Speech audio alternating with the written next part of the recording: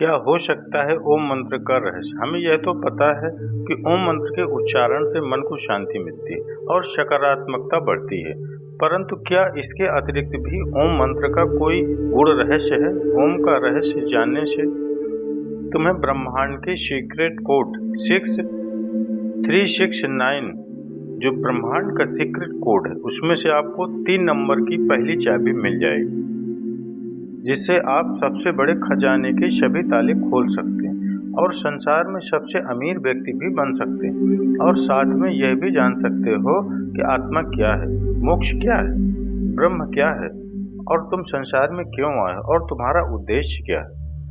और अगर तुमने ओम के रहस्य को नहीं जाना तो तुम्हारे पास अरबों खरबों रुपए होने के बावजूद भी तुम संसार के सबसे गरीब और भिखमंगे व्यक्ति ही रहोगे।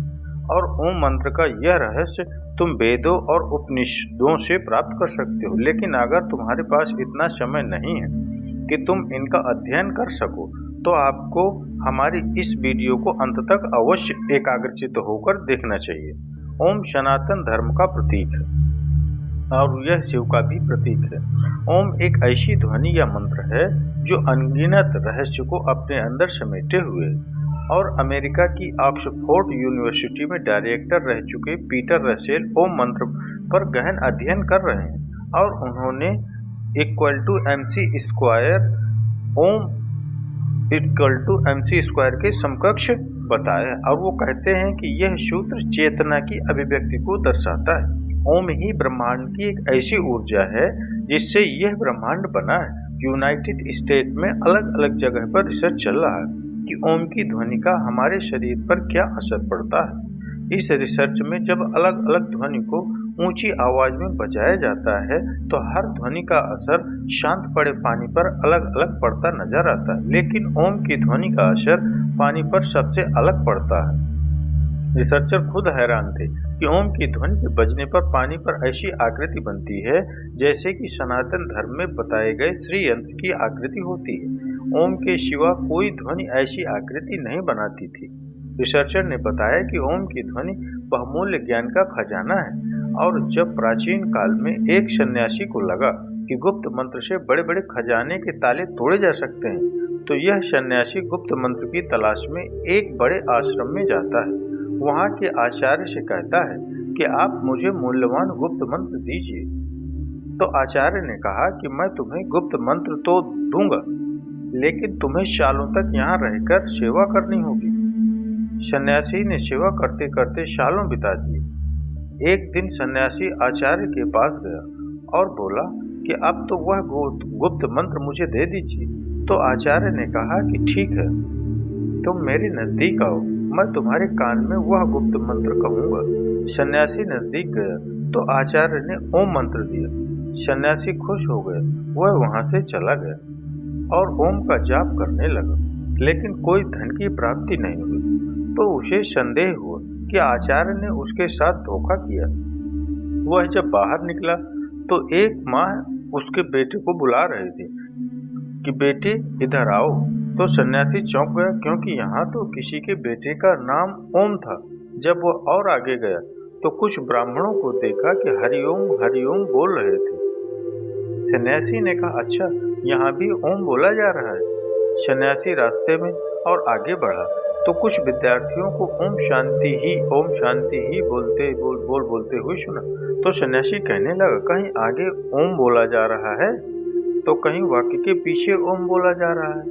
इस ओम मंत्र को तो सभी जानते हैं, तो यह ओम का मंत्र कैसे गुप्त मंत्र हो सकता है? निश्चित ही मेरे साथ धोखा हुआ है। वह अपने आचार्य के पास गया और कहने लगा, आचार्य, आपने मुझे यह कैसा मंत्र दिया है? इसे तो हर कोई जानता है, तो फिर यह कैसे गुप्त मंत्र हो सकता है? आप मुझे कोई दूसरा गुप्त मंत्र दीजिए जिससे मुझे खजाने की प्राप्ति हो। आचार्य बोले, ठीक है, मैं तुम्हें दूसरा गुप्त मंत्र दूंगा, लेकिन तुम्हें मेरा एक काम करना होगा। आचार्य भीतर जाकर एक पत्थर लेकर आए और सन्यासी से बोले, यह लो सन्यासी, इसे बाजार में ले जाओ और इसका मूल्य जानकर आओ। याद रहे, इस पत्थर को बेचना नहीं है। सन्यासी पत्थर को लेकर बाजार में गए और सब्जी वाले को दिखाया। सब्जी वाला बोला, यह तो मेरे बाट के बराबर है।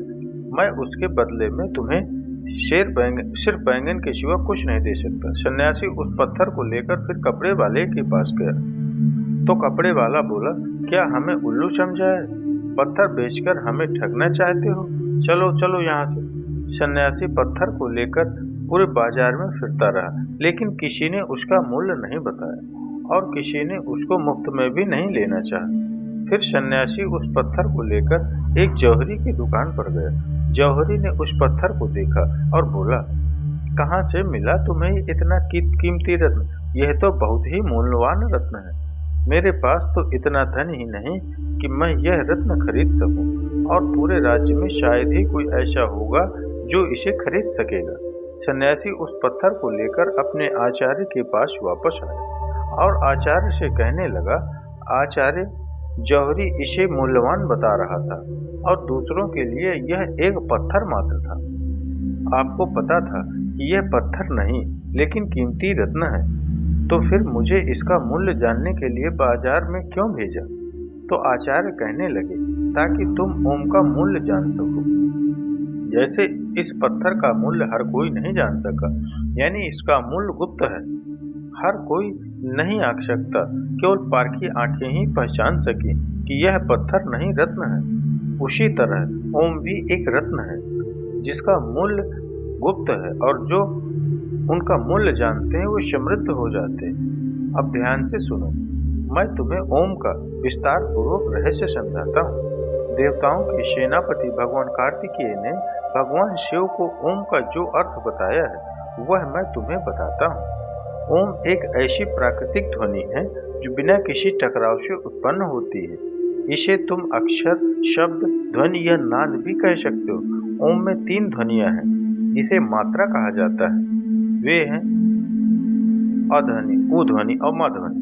जब अध्वनि और उध्वनि मिलते हैं तो ओ ध्वनि बनाता है, और जब उ ध्वनि से म मिल जाता है तो ओम बन जाता है। ओम की 3 ध्वनियों से ही समस्त विश्व की सभी भाषाएं और बोलियां बनती हैं। और गूंगा भी अध्वनि, उध्वनि और म ध्वनि, यह ध्वनियां 3 ध्वनियां बोल सकता है। आपकी भाषा कोई भी हो, लेकिन जब आप उच्चारण के लिए मुंह खोलते हैं तो सबसे पहले आकार की ध्वनि ही निकलती है, और जब तुम उच्चारण के उपरांत मुख बंद करते हो तो माँ ध्वनि ही निकलती है।